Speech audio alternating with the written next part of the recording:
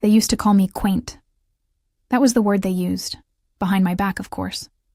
Polite enough to sound harmless, but I knew what they meant. Old-fashioned, out of touch, a relic in pearls and pressed slacks, living in a house that still smelled like lavender polish and tradition. But I didn't mind.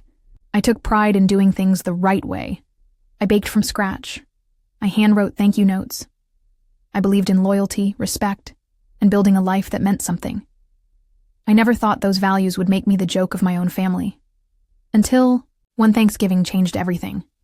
It was supposed to be a celebration. My 70th birthday, paired with the holiday, meant the whole family was under one roof for the first time in years. My 3 grandchildren, my only son and his wife, and even my niece flew in from across the country. The house buzzed with laughter, chatter, and the smell of roasting turkey.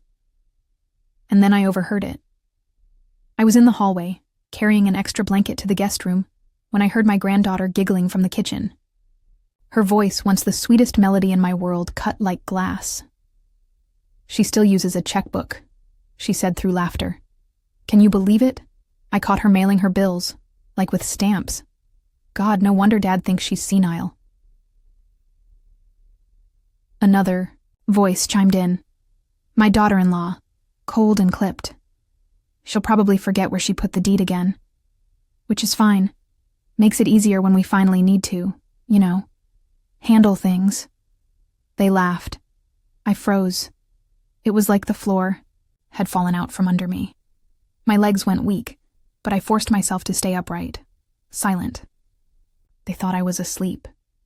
They thought I was too old, too distracted, too irrelevant to notice what they'd become, what I had allowed them to become. I stood there, listening to them plan my erasure, smiling to my face, carving me out of my own legacy behind closed doors. I felt sick, not just from the betrayal, but from the shame. I had poured everything I had into this family. I helped raise my grandchildren when their parents were too busy. I lent my son money when he nearly lost his business. I was the silent scaffolding of their lives, and they were already counting down to the day they could tear me down. For a moment, I wanted to cry. For a moment, I almost did. But then I felt something else rise up in me. Something I hadn't felt in years. Fire. They thought I was outdated, disposable, just a confused old woman they could manipulate. Fine. Let them think that. Let them laugh. Because the next time they'd see my checkbook would be when the ink dried on something they never saw coming. And that house, that money, that precious inheritance they were already dividing up. Like vultures, it was going far from their hands. They wanted to mock me for being old-fashioned. Good, because I was about to show them what an old-fashioned reckoning really looked like. That night, after the guests had left the table and retreated to their rooms, I sat alone in the den, the fire crackling quietly beside me. I held a framed photo in my lap, me and my late husband Henry, on the porch of this very house, grinning ear to ear, the ink of our first mortgage freshly dried. We built this home. We built this life. And now, they were waiting to take it, all the moment my back turned. The truth unraveled quickly after that first overheard conversation. Once I tuned in, I began to notice all the signs I had once willfully ignored. My son, Daniel, had grown colder over the years, less patient, more entitled. He used to call me every Sunday, check in just to say hello, but that slowly turned into asking for help. First a few hundred for a shortfall, then a few thousand for a business emergency. And eventually, he stopped asking at all. He started expecting. No thank yous, no repayments. When I gently questioned him about it once, he scoffed and said, "It's not like you'll need it much longer anyway." That had stung, but I'd brushed it off, until now. My daughter-in-law, Marcy, had always been polite, on the surface. But lately she'd taken to dropping not-so-subtle hints. When this house is ours, I'll finally rip out that hideous wallpaper. Or we'll probably sell the place, downsize. They never said it in front of me, but they said it near me, like I wasn't even real. And the grandchildren, well, they were a reflection of their parents. always asking for something. Money, tuition help, new phones, a car. I gave when I could, thinking I was investing in their futures, in our bond. But I started to see the pattern. There was no gratitude, no interest in me as a person, just a walking wallet in orthopedic shoes. Then came the real heartbreak. Daniel had somehow gained access to some of my financial accounts.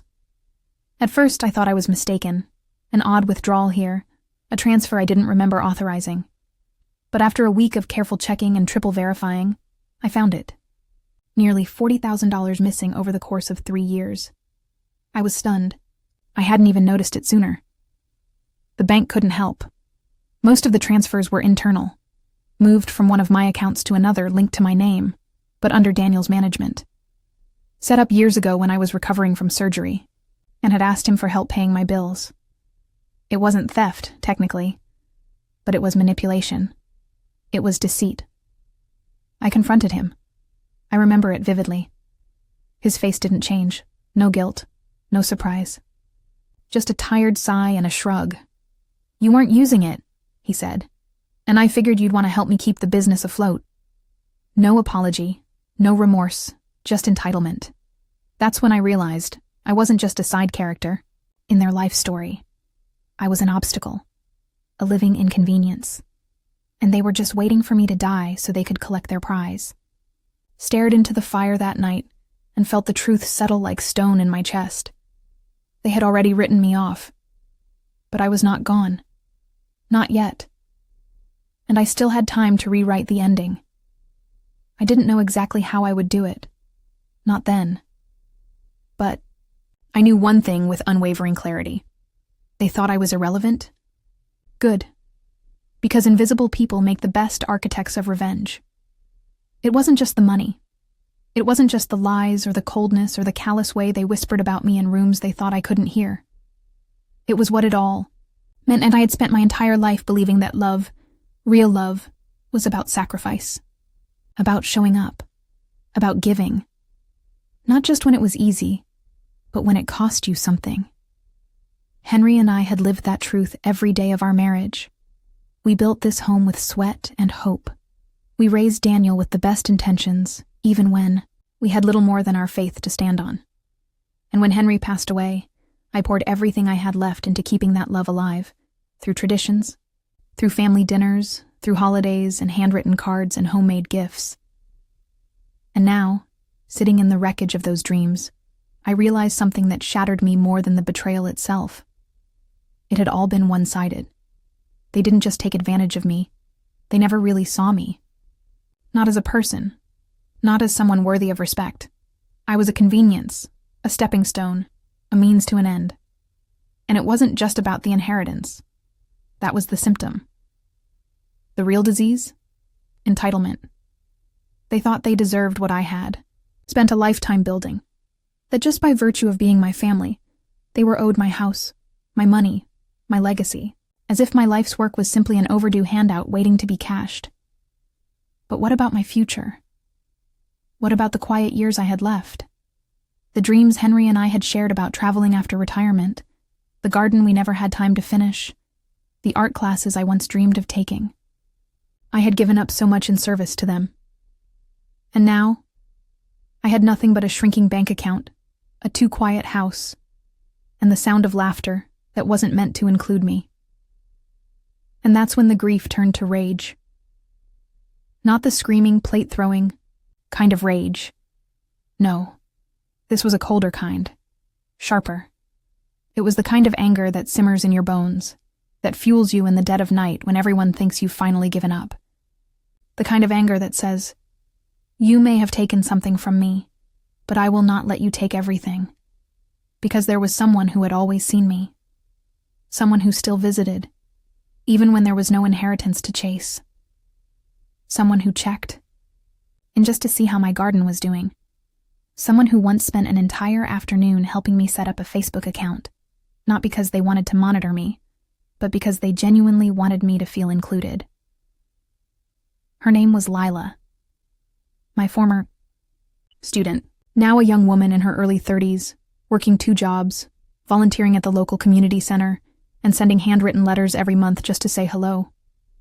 She wasn't family by blood, but she was family by heart. She treated me like a person, like someone worth listening to, and she had never asked me for a dime. I thought of her as I stared out the kitchen window that next morning, watching the frost settle on the hedges. And I realized, legacy isn't about who shares your last name. It's about who shares your values. It's about who shows up when no one's watching. And if my so-called family didn't think I mattered, then they didn't deserve a damn cent of what I'd built. Let them laugh at my ways. Let them think I was just some outdated old fool. Because soon they would realize I might be old-fashioned, but that didn't mean I was weak. The moment I made the decision, something inside me clicked into place. Gone was the fog of grief and confusion. In its place came focus, precision. I had been underestimated my entire life, first as a woman, then as a widow, and now as an aging grandmother. But what they didn't realize is that I had spent 7 decades observing people, listening when others talked too much, remembering things most would forget. And now, I was going to use every bit of that quiet strength to set things right. My first step was simple. Say nothing. I let them think I was still the same naive, harmless old woman they thought they had control over. I continued to bake cookies for the grandkids, host Sunday dinners, and send Daniel little checks just to help out. The only difference? This time, I was watching and planning. I met with a new attorney, not the family lawyer Daniel had insisted I keep for years. I found someone fresh, independent, someone with no ties to my son or any of his connections. Her name was Nadine, sharp as a tack, with silver-streaked hair and no patience for nonsense. When I told her what was happening, she didn't blink. "Let me guess," she said dryly, flipping through my financial statements. "They're already fighting over what to do with the house after you're gone." I nodded. She smiled, cold and approving. "Let's give them something to fight about." Together, we rewrote my entire estate plan. The house would no longer go to Daniel and his family. Instead, I arranged for it to be donated, yes, donated, to a local nonprofit that helps single mothers with transitional housing. Henry would have loved that. He always believed in giving people a fresh start. My remaining assets, the ones they'd been casually siphoning for years, gone from their reach. I created a trust, completely anonymous, and fully independent of their control. And the primary beneficiary? Lila. I thought about her again as I signed the paperwork. Her face lit with joy that day she helped me set up an email account, laughing gently when I typed with only 2 fingers. She'd never asked me for anything, but I'd seen her struggle. I'd watched her scrape together money for groceries, donate her time to at-risk teens, and still show up at my door with flowers on my birthday. She deserved every cent more than those who shared my blood. Nadine helped me create airtight protections. She helped me quietly remove Daniel from my accounts, one by one. We transferred titles, updated documentation, and tucked it all behind layers of legal safeguards. There wouldn't be any surprises, not for me anyway. And then came the most important step. I started documenting everything. I printed bank statements, cataloged dates, and amounts Daniel had transferred. I saved voicemails, emails, and every snide little message they carelessly sent about me in family group chats they assumed I was too senile to read. I made copies, digital and physical, stored them in a lockbox and gave one to Nadine, one to my safe deposit box, one to my neighbor, who had known me since 1974 and could be trusted with her life. I wanted a record, not just for legal reasons, but for truth. Because when this all came to light, and it would, I didn't want anyone rewriting history. I didn't want them to claim I was manipulated, confused, or unwell. No, I wanted the world to see that I had made these choices with clarity, intention, and strength. And I wasn't done yet. I still had one more card to play. But for that, I needed to wait for the perfect moment. Because karma isn't just about justice. It's about timing. And they had no idea that the clock had already started ticking. The trick to real revenge, the kind that doesn't just sting, but sticks, is patience. Not the loud kind, the quiet kind. The kind that simmers under the surface while everyone else assumes you've forgotten. Or forgiven. I let months pass. Not once did I flinch when Daniel asked for more money. Not when Marcy sighed about renovating the house someday. Not even when my granddaughter posted a photo online with the caption, "Visiting Grandma, future homeowners." I smiled, I hosted, I played the role. And behind the scenes, I was methodically dismantling the empire they thought was theirs. I started with the basics, financial boundaries. With Nadine's help, I closed the joint account Daniel had access to and rerouted all my income into a new one he couldn't touch. I changed all my passwords, moved my safe deposit box, made a quiet list of every account, every subscription, every digital and physical place I had assets stored, and I put them all in my name and my control. I also updated my will, not just once, but twice, to ensure everything was current and legally bulletproof. No room for contestation, no ambiguity, no chance of confusion. Next, I gathered evidence. With everything Daniel had already done, the withdrawals, the dismissive texts, the group chat messages, there was already a damning trail. But I went further. I recorded phone calls, saved voicemails, captured screenshots of conversations they never thought I'd see. When Marcy texted her sister about just hanging on until the will reads, I archived it. When my grandson bragged to his friends about finally getting that Tesla once Grandma kicks it, I downloaded the post and saved it in 3 separate places. This wasn't just petty. It was proof. Because when people act like they own you, there's nothing more powerful than holding a mirror to their greed. And while I worked in silence, I strengthened myself. I reconnected with people who truly cared. I invited Lila over for tea and talked with her about her goals, how she wanted to open a youth mentorship program someday if she could ever afford the space. I took up watercolor painting again. I started walking every morning. I stopped playing the fragile old woman and started reclaiming my voice. And with every step, the guilt, the years of letting myself be taken for granted, began to fade. I realized something that every woman, every person who's ever been underestimated, should know. Power isn't always loud. Sometimes it's just deciding who no longer gets access to you. So I withdrew. I stopped hosting family dinners. When asked, I gave soft, polite excuses. When Daniel called for more money, I gently said I couldn't help at the moment. I watched his tone shift. First confusion, then annoyance, then barely concealed disdain. But I didn't react. Because I wasn't done yet. My final move was the most symbolic of all. I hosted one last gathering. A spring brunch, I called it. Invited the whole family. Greeted them with warm smiles and homemade lemon scones. I even wore the same blue dress I'd worn at Daniel's wedding, for nostalgia. They didn't know that while we drank tea in the sunroom, Nadine was finalizing the delivery of legal packets, one to each of them. Wills, account statements, trust documents, and a letter written in my hand. It read, "You treated my life like a waiting game, but I was never waiting. I was watching. And now, it's your turn, to watch everything you thought you owned slip away." I didn't hand it to them that day, but I would soon. And when I did, I wanted them all in one place, because some lessons need an audience. The morning of the brunch was beautiful, the kind of spring day that almost makes you forget how cruel people can be. The air was crisp, the daffodils were blooming, and the table was set just like they liked it. Citrus spritzers, deviled eggs, honey-glazed ham, and my famous strawberry tart. They arrived on time, of course. Daniel and Marcy, acting like the royal couple, laughing too loud. The kids, buried in their phones, everyone smiling like nothing had happened. Like I hadn't felt their greed dripping from every conversation over the last year. And I smiled back.